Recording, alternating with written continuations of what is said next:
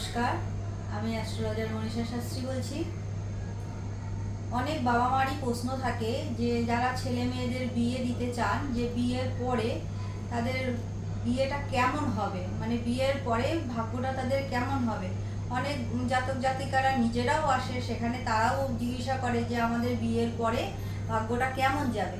তা সেক্ষেত্রে বিবাহ যেহেতু একটি সামাজিক বন্ধন, বিয়ে নিয়ে কিন্তু খালি দুটো মানুষই নয়, দুটো পরিবারের সাথে অনেক আত্মীয় স্বজন, অনেক মানুষ কিন্তু এই সম্পর্কে যুক্ত হয়ে যায়। কেউই চায় না তাদের বিয়ের পরে সম্পর্কটা নষ্ট হয়ে যাক, তারপরে তাদের সেপারেশন হয়ে যাক, বা তাদের সম্পর্কের মধ্যে কোনো তৃতীয় ব্যক্তি চলে আসুক, সেখান থেকে কোনো মনোমালিন্য হয়ে যাক। এগুলো কিন্তু বিবাহিত লাইফের পরে কোনো জাতক জাতিকাই চায় না তাদের লাইফে কোনো সমস্যা চলে আসুক। সেইখানে দাঁড়িয়ে কিন্তু বিবাহ ব্যাপারটা কিন্তু জানতে গেলে আমাদের রাশি চক্রটাকেই সেই বিচার করতে হবে। রাশি চক্রটা যদি সঠিকভাবে বিচার করা যায়, তাহলে কিন্তু বিয়েটা প্রেমের বিয়ে হবে না, দেখাশোনার বিয়ে হবে, সোশ্যালভাবে হবে না, এমনি চলে গিয়ে হবে, সবই কিন্তু আমাদের ওই রাশি চক্রের মধ্যেই থাকে, যা দেখে কিন্তু আমরা বলতেই পারি যে বিয়েটা কেমন হবে। এবারে শুক্র আর মঙ্গলকে যেমন বিবাহিত লাইফ দেখতে গেলে এই দুটো প্ল্যানেটকে খুব ভালোভাবে দেখতে হয় কোন পজিশনে বসে আছে, সেরকমভাবে কিন্তু বুধ গ্রহটাকেও দেখতে হয়। তাহলে শুক্র আর বুধ যদি কারোর তৃতীয় বা একাদশে থাকে, সেখানে বলা যেতে পারে বিয়ের পরে কিন্তু একটা সম্পর্ক মধুরই থাকে, সেখানে কিন্তু দাম্পত্য সুখ আসে। আবার এখানে দেখা যায় যে যদি রাশি চক্রে লগ্নপতি, দ্বিতীয়পতি আর যদি বা লগ্নপতি, সপ্তমপতি যদি সপ্তমে থাকে বা একাদশে থাকে, সেখানে কিন্তু এদের সম্পর্কটা কিন্তু অনেক ভালো থাকে বিয়ের পরে। অর্থনৈতিক স্বাচ্ছন্দ্যও থাকে, আবার মানসিকভাবেও এরা কিন্তু অনেক শান্তি লাভ করে। কিন্তু সেখানে দেখতে হবে এরা যেই দুটো গ্রহ একাদশে বা সপ্তমে রয়েছে, সেখানে তাদের ডিগ্রিটা কিন্তু 18 ডিগ্রি থেকে 21 ডিগ্রির মধ্যে হতে হবে।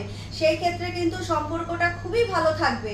আবার অনেক সময় দেখা যায় যে রাশিচক্রে যদি লগ্নপতি, দ্বিতীয়পতি বা তৃতীয়পতি আর সপ্তমপতি লগ্নের একাদশে থাকে, সেখানেও কিন্তু বা এদের মানে 7 ডিগ্রি থেকে 10 ডিগ্রির মধ্যে থাকে, তবে কিন্তু দাম্পত্য জীবন এদের 32 বছর, অনেকেরই ছোট বয়সে বিয়ে হয়, অনেকেরই মানে বিয়েটা হওয়ার পরে এই যে 7 থেকে 10 ডিগ্রির মধ্যে এই গ্রহ দুটো যদি একাদশ ঘরে থাকে, তাহলে কিন্তু 32 বছর বয়সের পর কিন্তু দাম্পত্য সুখ ভীষণভাবে চলে আসে। সেখানে অর্থনৈতিক ক্ষেত্রে সাফল্য আসে, মানসিকভাবে শান্তি আসে, মানে এক কথায় বলতে গেলে দাম্পত্য সুখ এসে যায়।